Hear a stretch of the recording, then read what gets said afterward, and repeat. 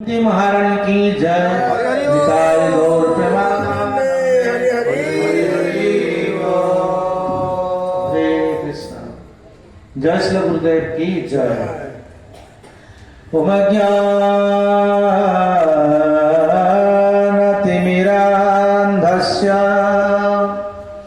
ज्ञानाञ्जनशलाकया चक्षुरुन्मिलितं येन तस्मै गौरचन्द्राय राधिकाय तदा च जन्मैश्वर्य सुतश्रीभिः एधमानमदः पुमान् नैव हत्यामविधातो त्वं वै अकिञ्चन गोचरा। हरे कृष्ण। हरे कृष्ण। उपस्थित सम्मेद भक्त सज्जन वृंद मातृवृंद श्रीमद् भागवत कथार आज षष्ठ दिवसर शुभ संध्यारे आज एक महान पवित्र तिथि जहाँकि उत्पन्ना एकादशी व्रत ए उत्पन्ना एकादशी व्रतर परम पवित्र तिथि रे आमे श्रीमद् भागवत मरु कुंती महाराणी स्तुति श्रवण करुचे। मैं स्तुति श्रवण करिया पूर्व किसी समय आम एकादशी महिमा शुणा ता पूर्व मु मोर परमाराधित गुरुदेव चरण कमल प्रभुपाद जी महोदय चरण कमल आपण मानक भली श्रोता वैष्णव मान चरण कमल प्रणाम करी ग्रंथराज भागवत प्रणाम करी तांकर अनुकंपारू आज आम षष्ठ दिवसर शुभ संध्या पर्यंत ये कथा आम शुणी आसुचे जहाँकि कुंती महाराणी 25टी श्लोक भगवान स्तुति करछंती। तेणु आम बहुत कम शुणीचे आउ 2 दिन मात्र आज अच्छी आज आम खूब शीघ्र शीघ्र इस स्तुति को शेष करने को जावाई पड़ो। तेणु तथापि आज एक परम पवित्र तिथि एकादशी व्रत जार नाम होची उत्पन्ना एकादशी। तेणु उत्पन्ना कहले आज हूँ प्रकृत में एकादशी शुभ आविर्भाव जमी आम बर्थडे पालन करुचे। तेणु आज होती एकादशी बर्थडे अर्थात एकादशी जन्मदिन। आप भावे एकादश तो एकादश पुणी एकादश जन्मदिन कौन नहीं प्रसंग में आज एकादशी महिमा संक्षेप में कही आपण पाखक आपण आगू जी कारण एकादशी व्रत प्रत्येक व्यक्ति काले हम कहते 8 ରୁ 80 वर्ष पर्यंत ये पद्म पुराण वर्णना कर कारण एकादशी व्रत समस्ते पालन करा उचित। कारण पालन कले जे भगवान किसी लाभ होता नहीं जीव मात्र ही एकादशी व्रत पालन कले विशेषकर मनुष्य माने पालन कले आमर बहु जन्मर आम हृदय जो विभिन्न प्रकार पापर परिणाम का आम भोग करुचे ये सब दूरीभूत हो प्रमाण आज एकादशी। तो एकादशी महिमा भगवान कृष्ण को अर्जुन पचार प्रत्येक एकादशी महिमा रही भगवान कृष्ण अर्जुन को एकादशी महिमा कहते यही प्रकार जड़े अत्यंत बलशाली राक्षस थे नाम मूर बा मूर असुर मुरासुर ये ताराजंगर पुत्र थे। ये असुर ये प्रभावशाली थे जे देवता मान समस्त पदवी बहिष्कृत करी निजे असुर मान से पदवी सब अपॉइंटमेंट देते एवं निजे सूर्य रूप किरण प्रदान कले वृष्टि रूप वर्षा प्रदान कले। एति भयानक राक्षस असुर थे कहीं युद्ध सम्मुखीन हो पार नुले। शेष देवता माने समस्ते परास्त हो शिवजी को पाखु गले। शिवजी कहले ये मो द्वारा संभव नुह तुम भगवान विष्णु को पाखु जाओ। भगवान विष्णु क्षीराब्दी सागर में शयन करथिबा प्रभु चरण में स्तुति कले। मुझे कहते स्तुति भगवान को आकर्षित करने बहुत सुंदर एक माध्यम। आम जीवन में किसी ना किसी गोटे स्तुति अभ्यास करिया दरकार। ए भागवत में श्लोक केवल स्तुति नुहे कही ये आम मान एक महोत्सवी तुल्य। तेणु यही प्रकार जब देवता मैंने भगवान को स्तुति कले भगवान प्रसन्न ही जुग निद्रा को भंग कले। भगवान उठी पचारे कौन घटना? देवराज इंद्र कहले प्रभु आम मैंने अनाथ हो जाइछु, आमर आउ कहारी पदवी नहीं, समस्त पदवी को जड़े नहीं जाइछ। किए से? देव भगवान सर्वज्ञ कहले मूलनाम को असुर से आमको बहिष्कृत करी आम स्थान से बसी जाइछ। आम को बहुत उत्पीड़न दउछि, बहुत दुख दउछि, नियम सब बदल देइछि, धार्मिक लोक मान को नरक को पठाउछि, पापी मान को वैकुंठ को पठाउछि बा स्वर्ग को पठाउ रखी दउछि, स्वर्ग रे वास दे दउछि। तो यही प्रकार सब विधि को उल्लंघन करी आम को पीड़ा देछि, तुम अपने यार व्यवस्था करंतु। भगवान कहले ठीक अच्छी तुम्हें जा, खूब शीघ्र मु ये असुर को विनाश करी। तो देवता मैंने आसा पर भगवान विष्णु यही मुरासुर सहित युद्ध घोषणा कले। युद्ध है प्रथम तो देवता मैंने बहुत भयभीत थे। मुरासुर गोटे देवता मैंने सब कुआं लुचि पड़े। भगवान विष्णु थाई देवता मान एत भय रहा। तो भगवान एकुटिया ये मुरासुर सहित युद्ध कले। तो दीर्घ दिन भगवान युद्ध कला पर मुरासुर कौन प्रकार गोटे लोम भी तलू खसला ना। तो भगवान अनन्य उपाय हो गले कौन कले ये मुरासुर मृत्युवरण कर। भगवान को जाऊँ किस समय रेस्ट नेबी, विश्राम नेबी, तापर चिंता करी। कारण ये सब भगवान अति अद्भुत लीला। भगवान युद्ध क्षेत्र भी पराजय वरण कला भली छाड़ी जाए नाम रणछोड़। तो भगवान यही प्रकार विश्राम ना पाए एक हिमालय एक गुंफा मध्य प्रवेश कले। गोटे मात्र द्वार गुंफा आ से गुंफा भितर जाई भगवान आराम से उत्तरीय को पारी शुले। तेणु आज मुरासुर बहुत आनंदित हो गला। कारण समस्त को पराजय करू ये भगवान गोटे नाम हूँ अजय अजीत। कई भगवान को पराजय कर आज मुरासुर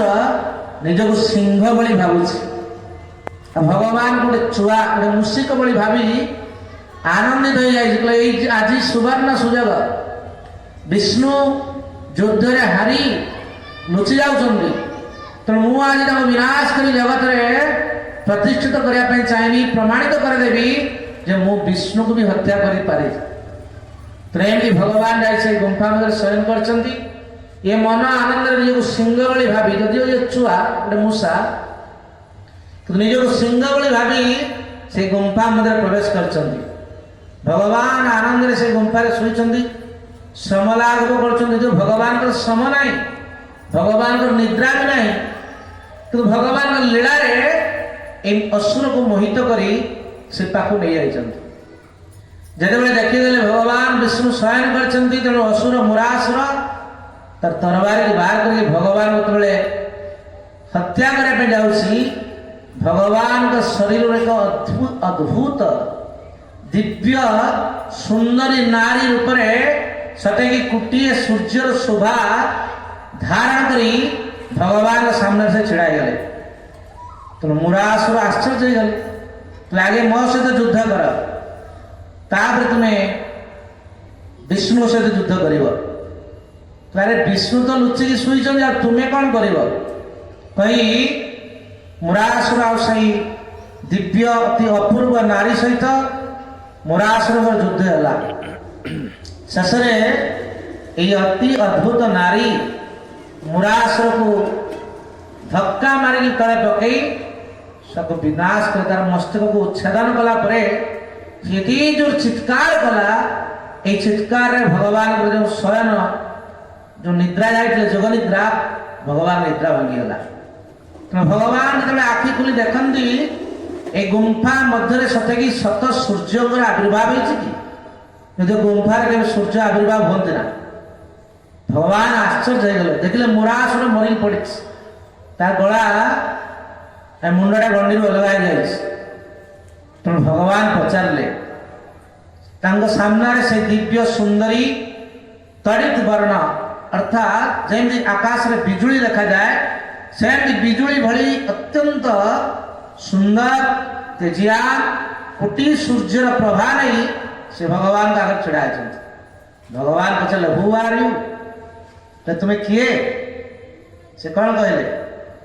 आई एम योर सर्वेंट कहले मु आपणकर एक दासी कौन कहले मु आपणकर एक दासी दासीर महिमा देखु मुरासुर भावुले मो भगवान जीतिजी निजक सिंह भली भावुले पुणी दासी बद्ध कला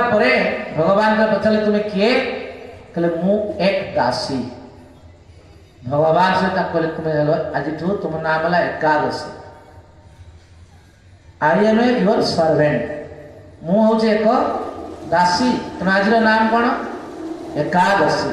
एक दासी तो कहले भगवान बहुत खुशी है कहले मु जहाँ न मारी पार्ली एत समय युद्ध गली तुम्हें तो मारदेल कहले आगे ये सब आपणकर अनुग्रह मुझे सेविका मुझे दासी प्रभु मुझे कौन आउ सेवा करें भगवान कहले ना मु तुम पर बहुत प्रसन्न है तुम्हें कौन बर मागुच माग जदि आप मत पूरा बर देवाई चाहती आज दिन एकादशी तिथि को जगत में सर्वश्रेष्ठ तिथि रूप में प्रतिपादित करूँ भगवान के तथास्तु आ जो मैंने एकादशी तिथि को भल पाइबे बा एकादशी तिथि पालन करेंगे बा एकादशी उपवास व्रत रखिए भगवान विष्णुकर प्रीति तार समस्त प्रकार कौन विनाश हम ये आसुरिक गुण सब नष्ट हो कि आसुरिक गुण मारले क्या मु असुर आम भितर भी यही असुर अच्छा कौन मु आ मोर असुर हाँ कि ना जोड़ीदे मुरासुर मु आ मोर आज दिन में एकादशी उद्भव होता आज एकादशी नाम कौन उत्पन्ना एकादशी बहु पवित्र सर्वश्रेष्ठा तो से एकादशी व्रत यदि आम प्रत्येक मसरे दुईटी एकादशी तेणु आ द्वारा आम शारीरिक मानसिक आध्यात्मिक आसुरिक शक्तिर विनाश हम आध्यात्मिक शक्ति वृद्धि हम मानसिक सुख शांति मिले आम शरीर शारीरिक भी आप रोगमुक्त हे एकादशी व्रत कले आप बड़ जो मैंने भल भल माने वैज्ञानिक अच्छा जो भल डॉक्टर अच्छा पचारे आज्ञा उपवास कले कौन हुए ये साप्ताहिक नुहे मासिक थे मस दुई थर उपवास 15 दिन थे तो से विज्ञान सम्मत जो मैंने अधिक समय केवल रागी ऋषि उपवास कले होना ये भगवान पवित्र तिथि को ये नियमित भाव आम पालन करवा कम से कम मध्याह्न पर्यंत किसी उपवास करी तापर हल्का आज दिन में किसी फल आदि जल फल मूल सब आहार करवा कम भोजन करवा ताले आमको बहु बड़ बड़ रोग मारात्मक रोग एक प्रकार कैंसर आदि रोग भी मुक्त हो डाक्टर मान उपदेश आमर नुह आ विज्ञान कही दिन सप्ताह को थे उपवास करा निहात जरूरी कारण सप्ताह को काली कौन आस संडे संडे कहीं संडे गोटे केवल हॉलीडे नुहे फीस्ट नुहे संडे आज फीस्ट डे तो संडे हूँ रेस्ट डे संडे दि जाए विश्राम देवाई अफिसर मान हाँ कि ना छात्र मान को समस्त विश्राम डे तो आम कौन कर फीस्ट डे तो सेम दिन सप्ताह थे गोटे शरीर को विश्राम दि जाऊँगी सेमती शरीर को ड्यूटी कार्य विश्राम दि जाऊँगी सेमतिया ये सप्ताह थे ये शरीर भीतर जो सब पार्ट्स काम कर आपण खाद्य खाऊ केमी डाइजेशन आप जानते तो डाइजेशन प्रक्रिया को कम करने सप्ताह थे रेस्ट हवा दरकार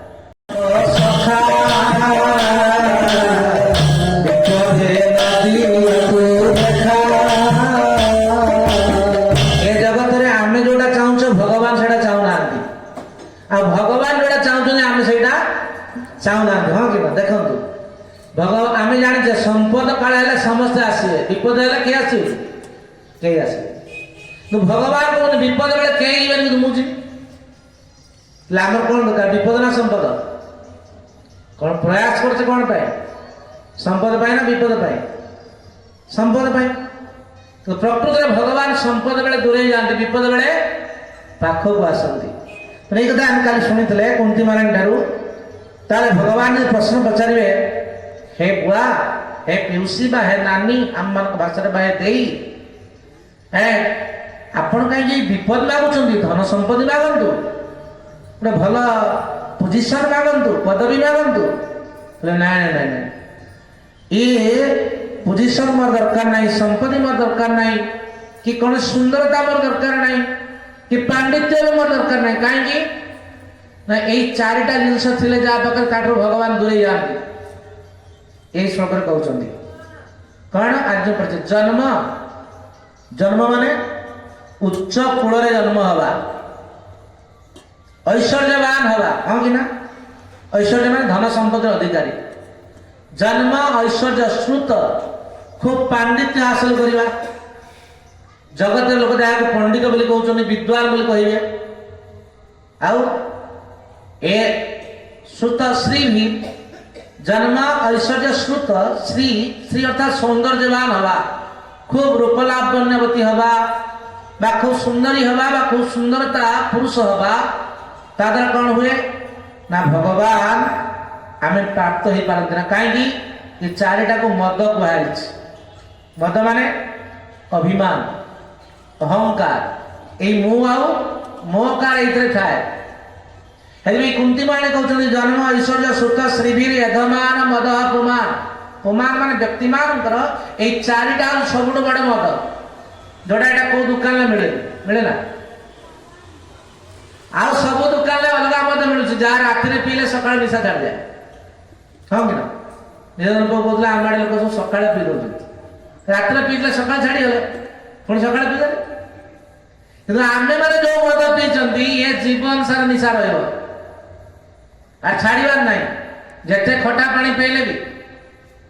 ये निशा छाड़ कौन आपण मैंने खटा खाओ ना खाऊ ना ये निशा छाड़े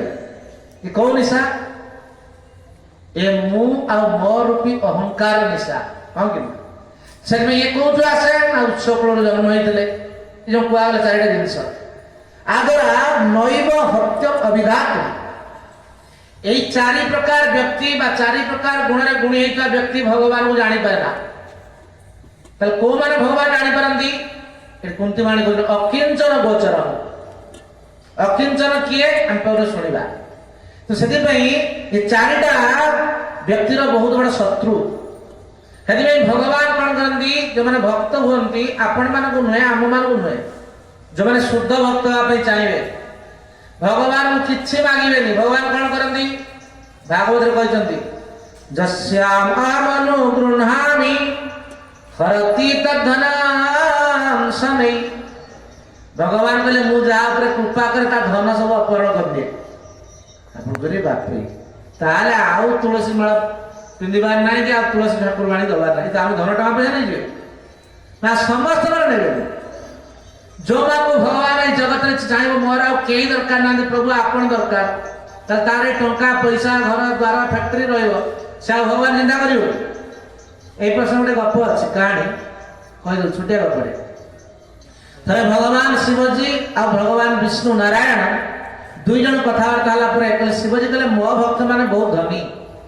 भगवान विष्णु कहले मो भक्त माने तो धनी नुहति कहीं